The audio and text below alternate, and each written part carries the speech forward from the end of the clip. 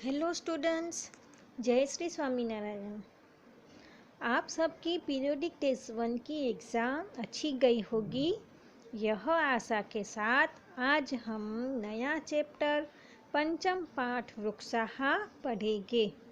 आप सोच रहे होंगे कि चौथा पाठ जो है क्रीड़ा स्पर्धा या फिर विद्यालय, जो नई आवृत्ति में है विद्यालय, तो ये चैप्टर क्यों नहीं। तो सीबीएसई कोर्स के जो कटौती हुई है उस कटौती में हमने यह पाठ को रिड्यूस कर दिया है, इसलिए पंचम पाठ वृक्षाहा से हम आज नया चैप्टर स्टार्ट करेंगे। वृक्षाहा यानी कि पेड़। पेड़ हमारे जीवन में एक अभिन्न अंग है। एक सत्पुरुष, जो साधु पुरुष का जीवन होता है, यानी कि दूसरों को ही देते रहना, अपनों के लिए कुछ भी नहीं रखना, अपने लिए भी कुछ भी नहीं रखना, ऐसा ही जीवन वृक्षों का भी होता है।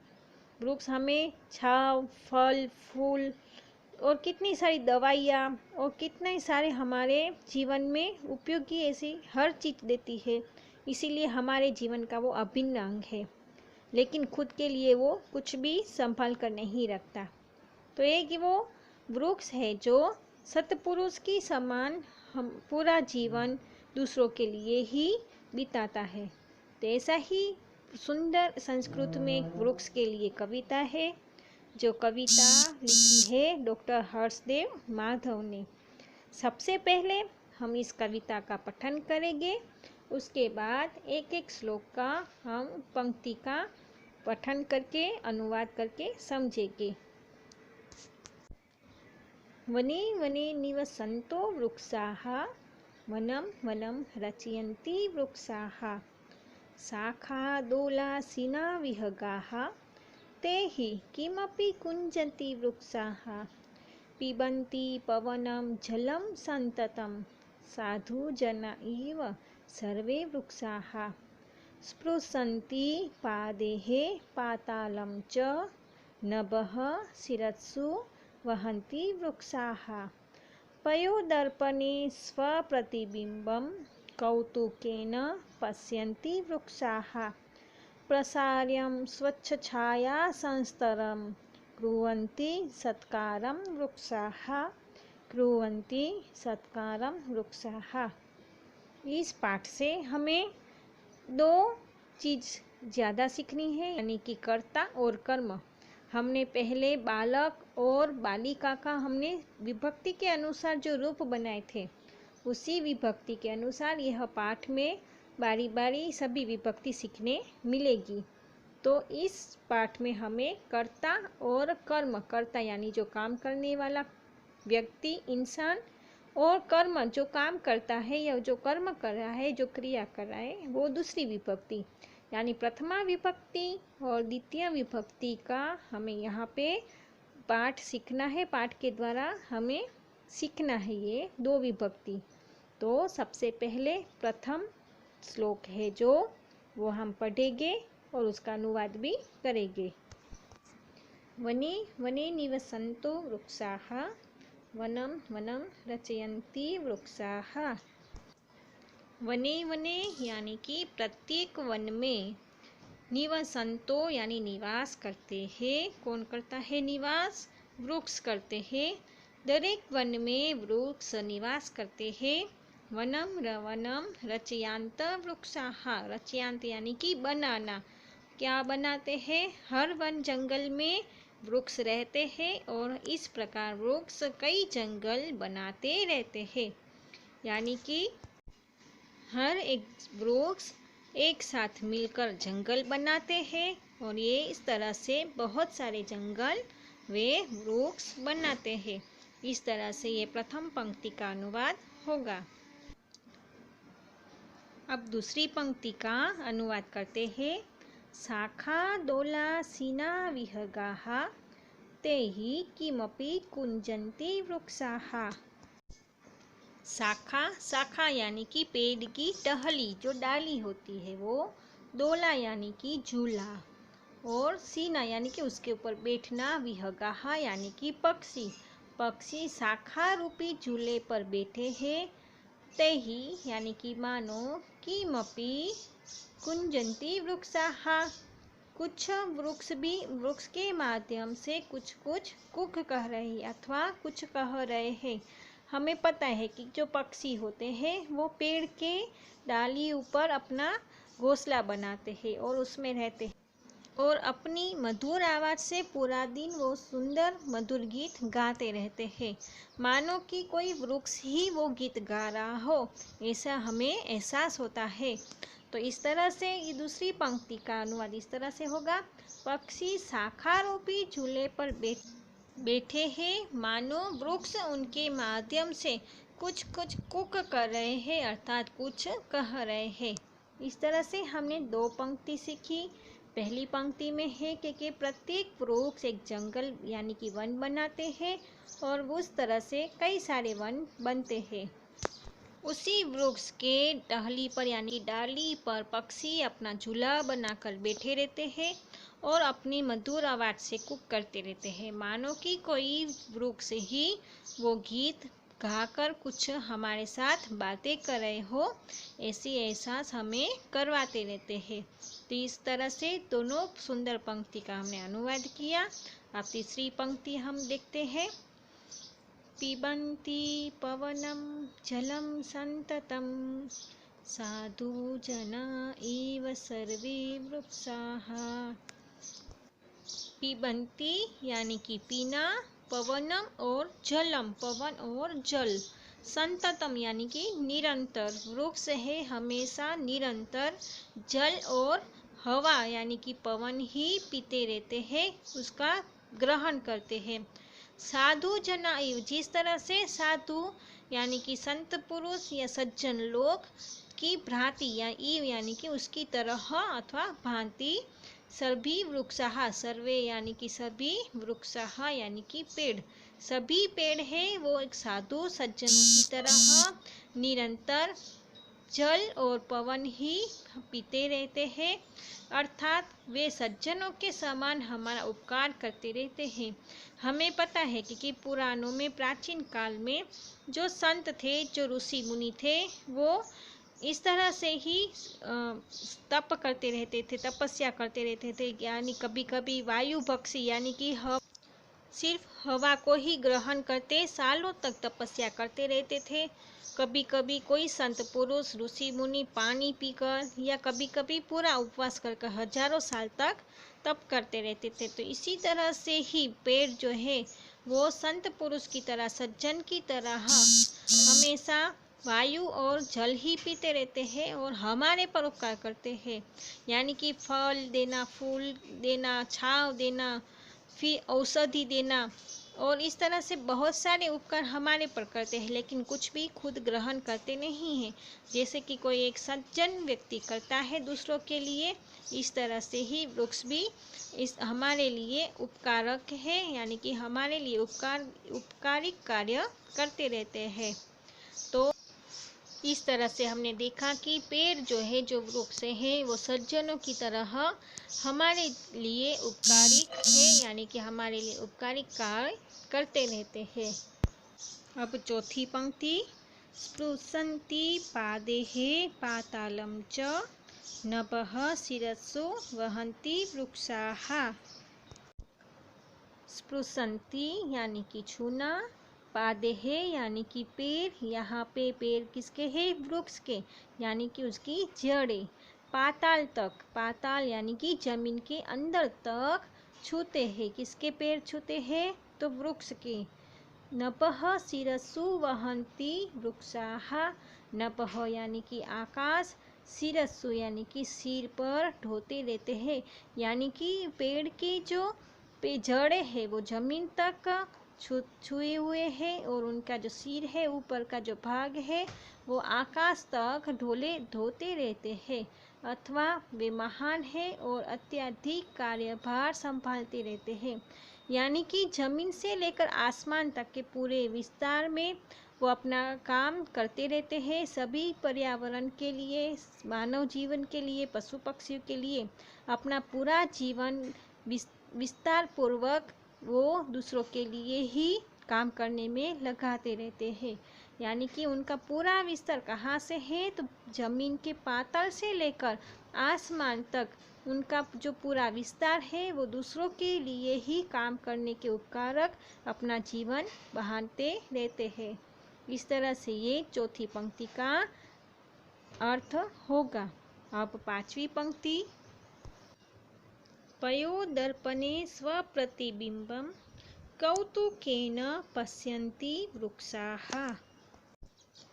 पयोदर्पणे, पय यानी कि जल, दर्पण यानी कि आईना, जल रूपी आईने में स्व यानी कि खुद का, प्रतिबिंब यानी कि अपना प्रतिबिंब खुद का देखते रहते हैं। यानी कि जहाँ पे पेड़ होते हैं उसके आसपास तालाब या पानी जहाँ पे होता है उस पानी में वो अपना प्रतिबिंब देखते रहते हैं। किस तरह से देखते हैं, तो कौतुकेन, कौतुकेन यानी कि आश्चर्य से वो देखते रहते हैं। पश्यन्ति यानी कि देखते हैं।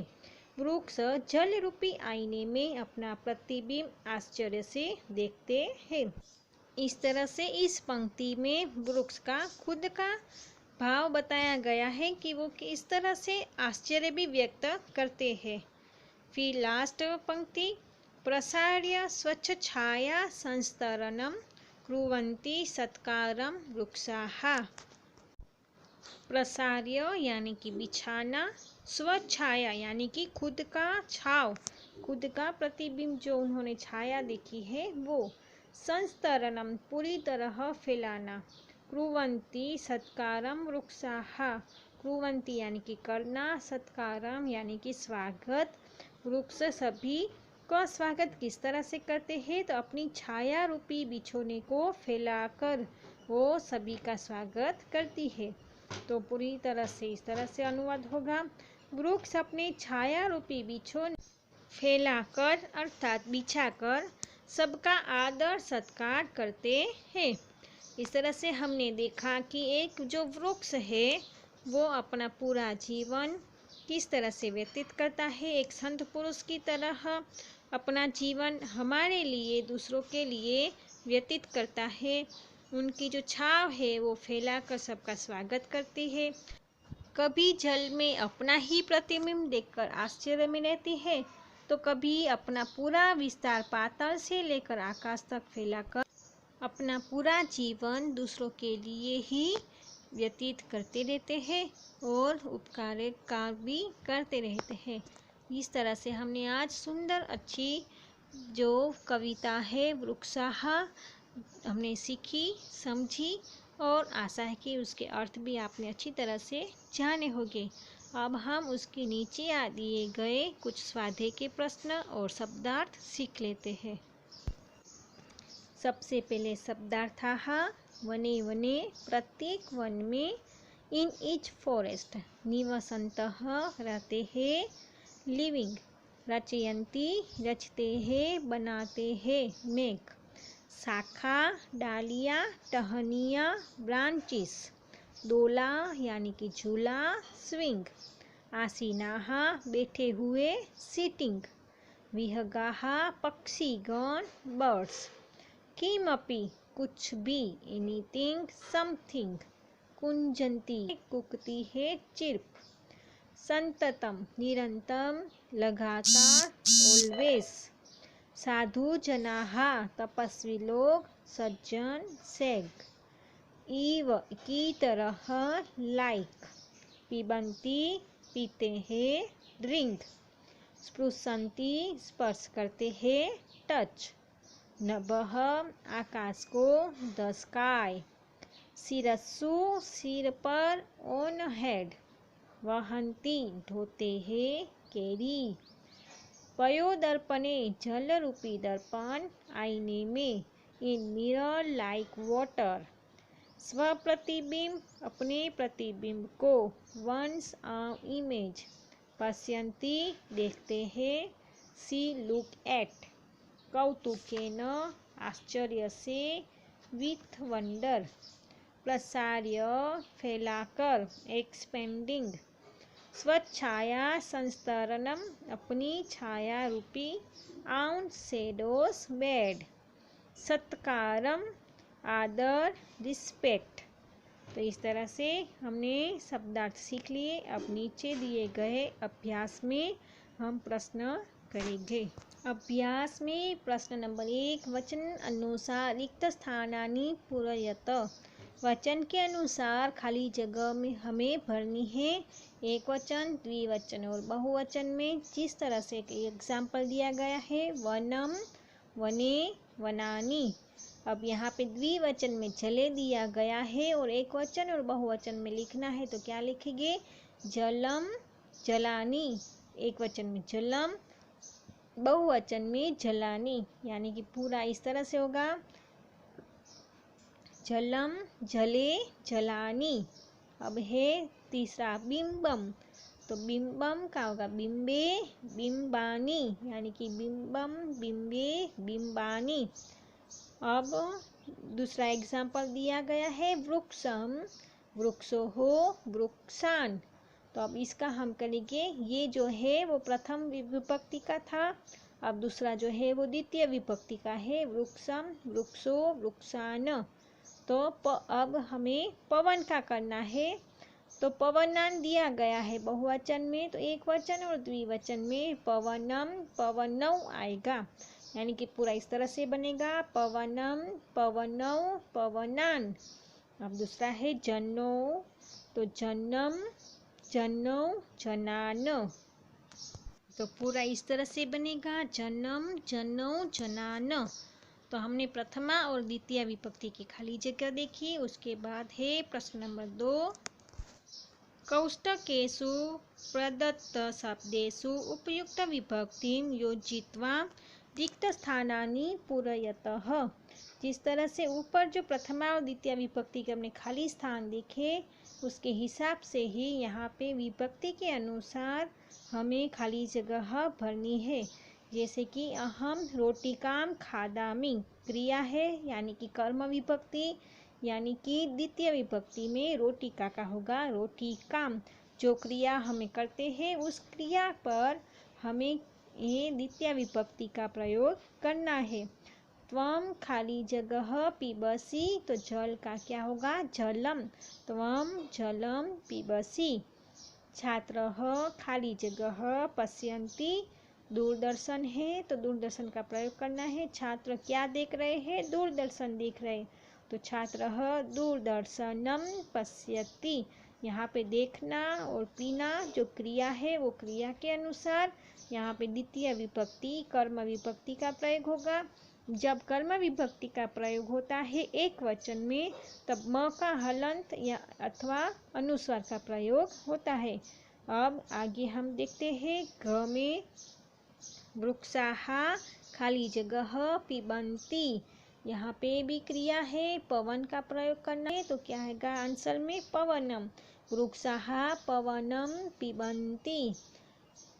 इसके बाद वाली खाली जगह ताः खाली जगह लिखन्ति, कथा है, कथा का प्रयोग करना है, ताः कथाम लिखन्ति। उसके बाद वाला आवाम खाली जगह गच्छावः जंतुशाला, आवाम जंतुशाला। क्या आएगा यहाँ पे? आवाम है यानी कि द्विवचन है, अहम, आवाम, वयम। तो आवाम द्विवचन है तो उसका क्या आएगा? जंतुशालो आएगा। क्या आएगा? जंतुशालो गच्छावः। उसके ऊपर वाली जो है ताहा लिखन्ति, तो लिखन्ति भी बहुवचन है तो कथा का होगा कथान, ताहा कथान लिखन्ति। तो ये आपको इस तरह से वचन के अनुसार आपको ये खाली जगह लिखनी है। प्रश्न नंबर 3, अधोलिखितेषु वाक्येषु कर्तुः पदानि चिनुतः। कर्तु यानी कि जो काम करने वाला है, कर्तावाचक शब्द को हमें इसमें से पहचानना है और उसके नीचे अंडरलाइन करनी है। पहला है वृक्षाः नभः शिरसु वहन्ति। वृक्ष है वो उनकी जो सिर है वो आकाश से ढोते रहते हैं, यानी कौन करता है ये? इसमें कर्म को कौन कर रहा है? वृक्ष कर रहे हैं, यानी कि कर्ता पद है वृक्षाः, तो वृक्षाः के नीचे अंडरलाइन आएगी। उसके बाद दूसरा विहगाः वृक्षेषु कुंजन्ति। विहगाः यानी कि पक्षी पेड़ पर कुंज रहे हैं। तो यहाँ पे जो आंसर आएगा वो आएगा विहगः। कौन कुंज रही है? तो विहगः। फिर उसके बाद घ में पयोदर्पणे वृक्षाः स्वप्रतिबिंबं पश्यन्ति। पानी के जल में खुद का प्रतिबिंब देख रहे हैं। कौन देख रहा है? वृक्ष देख रहे हैं। यानी कि कर्म कौन कर रहा है? वृक्ष। तो वृक्ष है वो कर्तुपदानी होगा, यानी कि वृक्ष के नीचे अंडरलाइन आएगी। उसके बाद कृषकः अन्नानि उत्पादयति। तो कृषकः अनाज का उत्पादन करते हैं। तो कौन करता है? कृषकः, यानी कि करता हुआ कृषकः। उसके बाद सरोवरे मत्स्याः सन्ति। तो सरोवर में मछलियाँ है। तो कौन है? मछलियाँ। तो मत्स्याः के नीचे अंडरलाइन आएगी। इस तरह से प्रश्न नंबर 3 में जो कर्म करने वाला करता है उसे हमें ढूंढना है। प्रश्न नंबर 4, प्रश्नानु उत्तराणि एक पदेन लिखतः। प्रश्नों के उत्तर एक वाक्य में ही हमें लिखना है। संस्कृत में प्रश्न है इसलिए इसका आंसर भी संस्कृत में ही लिखना है। पहला प्रश्न है वृक्षाः केहे पातालं स्पृशन्ति। वृक्ष के पेड़ क्या है जो पाताल को स्पर्श करते हैं? तो वृक्ष के पेड़ है, यानी कि पादे है। उनका जो पेड़ है उनके वो पाताल को स्पर्श करते हैं। तो केहे की जगह क्या आएगा? पादे है। प्रश्न नंबर 2, वृक्षाः किम रचयन्ति। वृक्ष क्या बनाते हैं? वृक्ष तो वनम। वृक्षाः वनम रचयन्ति। प्रश्न नंबर 3, विहगाः कुत्र आसीनः। विहगाः यानी कि पक्षी, आसीनः बैठते हैं, कहाँ बैठते हैं?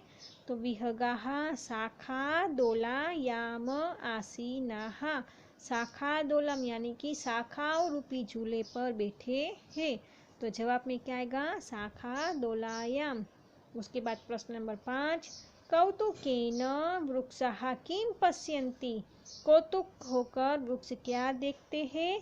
तो स्वप्रतिबिंब, अपना खुद का प्रतिबिंब देखते हैं। तो आंसर इस तरह से आएगा कौतुकेन वृक्षाः स्वप्रतिबिंब पश्यन्ति। तो इस तरह से यहाँ पे संस्कृत में ही हमें उत्तर लिखना है। उसके बाद है प्रश्न नंबर 5, समुचितेः पदेः रिक्त स्थानानि पूरयतः। यहाँ पे भी प्रथमा विभक्ति और द्वितीय तृतीय से लेकर संबोधन तक की जो खाली जगह है वो हमें भरनी है। तो सबसे पहले हम प्रथमा विभक्ति की खाली जगह देखते हैं। गजः गजौ गजाः। उसके अनुसार अश्व का हमें खाली जगह करनी है। अश्वः अश्वौ अश्वाः। तो इस तरह से हमने प्रथमा विभक्ति की खाली जगह देखी। अब द्वितीय विभक्ति की खाली जगह देखेंगे। सूर्यम सूर्यो सूर्यान। अब हमें चंद्र का बनाना है। चंद्र का बहुवचन दिया गया है। तो एक वचन और द्विवचन में चंद्रम चंद्रो चंद्रान, यानी कि चंद्रम और चंद्रो खाली जगह में आएगा। उसके बाद तृतीय विभक्ति में विडालेन विडालाभ्याम विडालेहे। उसका हमें मंडूकभ्याम का यानी कि मंडूक का करना है। तो तृतीय विभक्ति एक वचन में मंडूकेन मंडूकाभ्याम मंडूकेहे। इस तरह से खाली जगह में पहली खाली जगह में मंडूकेन और लास्ट में आएगा मंडूकेहे। चतुर्थी विभक्ति में सर्पाय सर्पाभ्याम सर्पेभ्यः। तो उसी हिसाब से वनराय वानराभ्याम वानरेभ्यः। सर्प के आधार बनाया है, उसी हिसाब से वानर का भी बनाना है। वानराय वानराभ्याम वानरेभ्यः। पंचमी विभक्ति मोदकात खाली जगह। तो हमें पता है कि चतुर्थी पंचमी और तृतीय में भ्याम और ब्यह का ही प्रयोग होता है, इसलिए यहाँ पे भी मोदकाभ्याम मोदकेभ्यः। और फिर इसके बाद वाली खाली जगह में वृक्ष का बनाना है। तो वृक्षात वृक्षेभ्याम वृक्षेभ्यः। अब षष्ठी विभक्ति का जनस्य जनयोः जनानां। तो जन के हिसाब से सुक का बनाना है सुकस्य, सुकयोः, सुकानाम। सप्तमी विभक्ति शिक्षके, शिक्षक्योः, शिक्षकेषु। तो उसके हिसाब से मयूर का बनाना है मयूरे, मयूरयोः, मयूरेषु। अब संबोधन में हे बालक, हे बालकौ, हे बालकाः। तो इस तरह से नर्तक का बनाना है हे नर्तकौ, हे नर्तकाः। इस तरह से हमने प्रथमा से संबोधन की खाली जगह हमने देखी और सीखी। अब है प्रश्न नंबर 6, भिन्न प्रकृति पदम चिनुतः। जो यहाँ पे शब्द दिए गए हैं उसमें से जो भिन्न है उस शब्द के ऊपर हमें सर्कल करना है। जैसे कि पहला है गंगा, लता, यमुना, नर्मदा। अब इसमें गंगा, यमुना और नर्मदा नदियों का नाम है, लेकिन लता है वो नदी का नाम नहीं है, इसलिए लता है वो भिन्न प्रकृति का है, इसलिए उसके ऊपर आएगा सर्कल। उसके बाद दूसरा है उद्यानम, कुसुमम, फलम, चित्रम। उद्यानम, कुसुमम, फलम यानी कि ये सब बगीचे पेड़ के आधारित है। उद्यान यानी कि बगीचा, कुसुम यानी कि फूल, फलम या लेकिन चित्र है जो पेड़ के अनुचित नहीं है, इसलिए चित्र है उसके ऊपर सर्कल करना है। उसके बाद लेखनी, तुलिका, चटका, पाठशाला। लेखनी यानी कि कलम, पेंसिल, तुलिका और पाठशाला ये सभी हमारे पढ़ाई के अनुसार सभी चीज़ें का नाम है, लेकिन चटका यानी कि चिड़िया वो सबसे अलग नाम है, इसलिए चटका के ऊपर सर्कल रहेगा। उसके बाद है आम्रम, कदलीफलम, मोदकम, नारंगम। यहाँ पे आम्रम, कदलीफलम और नारंगम है वो फलों के नाम है, लेकिन मोदकम यानी कि लड्डू होता है वो सबसे अलग है, यानी कि मोदकम के ऊपर हमें सर्कल करना है। इस तरह से आज हमने वृक्षाहा पाठ का पठन किया कविता का, उसके अनुवाद सीखे, प्रश्न सीखे, शब्दार्थ और प्रथमा और द्वितीय विभक्ति का प्रयोग करना भी हमने सीखा। आशा है कि आपने इसको अच्छी तरह से सीखा होगा और अच्छी तरह से समझकर उसके आंसर भी लिखोगे।